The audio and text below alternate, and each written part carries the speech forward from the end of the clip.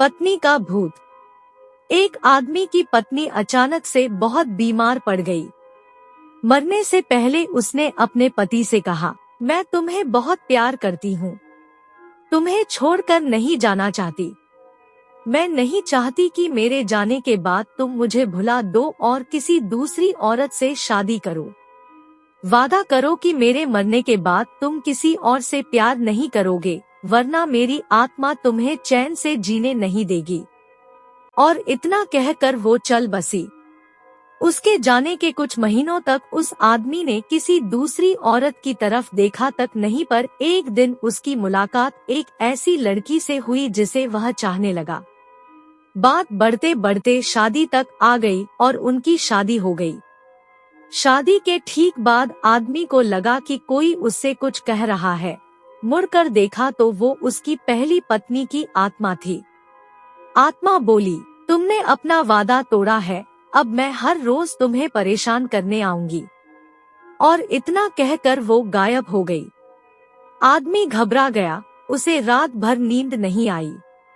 अगले दिन भी रात को उसे वही आवाज सुनाई दी, मैं तुम्हें चैन से नहीं जीने दूंगी।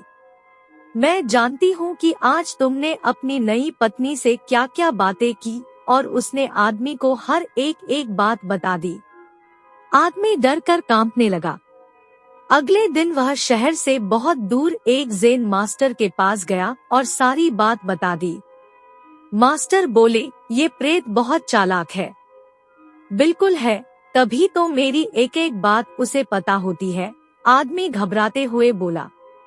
मास्टर बोले, कोई बात नहीं, मेरे पास इसका भी इलाज है। इस बार जब तुम्हारी पत्नी का भूत आए तो मैं जैसा कहता हूँ तुम ठीक वैसा ही करना। उस रात जब आत्मा वापस आई तो आदमी बोला, तुम इतनी चालाक हो, मैं तुमसे कुछ भी नहीं छिपा सकता। और जैसा कि तुम चाहती हो मैं अपनी पत्नी को छोड़ने के लिए भी तैयार हूँ, पर उसके लिए तुम्हें एक प्रश्न का उत्तर देना होगा। और अगर तुम उत्तर न दे पाई तो तुम्हें हमेशा हमेशा के लिए मेरा पीछा छोड़ना होगा। पत्नी का भूत बोला, मंजूर है, पूछो अपना प्रश्न। आदमी ने फौरन जमीन पर पड़े बहुत सारे छोटे छोटे कंकड़ अपनी मुट्ठी में भर लिए और बोला, बताओ मेरी मुट्ठी में कितने कंकड़ हैं? और ठीक उसी समय भूत गायब हो गया। कुछ हफ्तों बाद वो एक बार फिर से ज़ेन मास्टर के पास उनका शुक्रिया अदा करने पहुंचा। मास्टर, उस भूत से मेरा पीछा छुड़ाने के लिए मैं जीवन भर आपका आभारी रहूंगा। आदमी बोला, पर मैं ये नहीं समझ पाया कि आखिर उस प्रश्न में ऐसा क्या था कि एक झटके में ही भूत गायब हो गया। मास्टर बोले, बेटा, दरअसल कोई भूत था ही नहीं।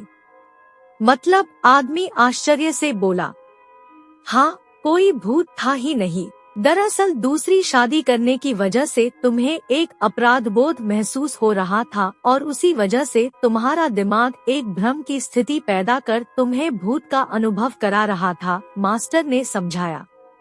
पर ऐसा था तो वो मेरी हर एक बात कैसे जान जाता था? आदमी ने पूछा। मास्टर मुस्कुराए, क्योंकि वो तुम्हारा बनाया हुआ ही भूत था, इसलिए जो कुछ तुम जानते थे वही वो भी जानता था। और यही कारण था कि मैंने तुम्हें वो कंकड़ वाला प्रश्न पूछने को कहा, क्योंकि मैं जानता था कि इसका उत्तर तुम्हें भी नहीं पता होगा और इसलिए भूत भी इसका उत्तर नहीं दे पाएगा और तुम्हें तुम्हारे दिमाग की ही उपज से छुटकारा मिल जाएगा। आदमी अब पूरी बात समझ चुका था। उसने एक बार फिर मास्टर को धन्यवाद किया और अपने घर लौट गया। फ्रेंड्स, कई बार हमारे मन में भी किसी पुरानी बात को लेकर एक गिल्ट फीलिंग रह जाती है।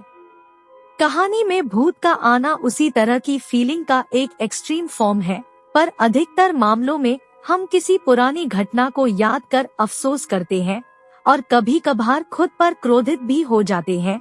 ऐसा बार बार करना गलत है। अपने भूत की वजह से अपने भविष्य और वर्तमान को बिगाड़ने में कोई समझदारी नहीं है। इसलिए अगर आप भी किसी पुरानी घटना की वजह से अपराध बोध महसूस करते हैं तो ऐसा ना करें। गलतियां करना मनुष्य का स्वभाव है, सभी करते हैं। आपसे भी हुई तो कोई बात नहीं, उस घटना को पीछे छोड़े और अपने जीवन को सार्थक बनाने की दिशा में काम करें। पर क्या भूत सच में होते हैं? यह एक ऐसी बहस है जो सदियों से चली आ रही है। जहां करोड़ों लोग मानते हैं कि भूत सच में होते हैं, वहीं बहुत से लोग ऐसे भी हैं जो भूत या आत्माओं के अस्तित्व को लेकर सहमत नहीं हैं। खैर, जो भी हो, अक्सर हमें भूतों से जुड़ी कुछ घटनाओं का जिक्र सुनने को मिल ही जाता है, और अगर बताने वाले की माने तो ये घटनाएं सच्ची होती है।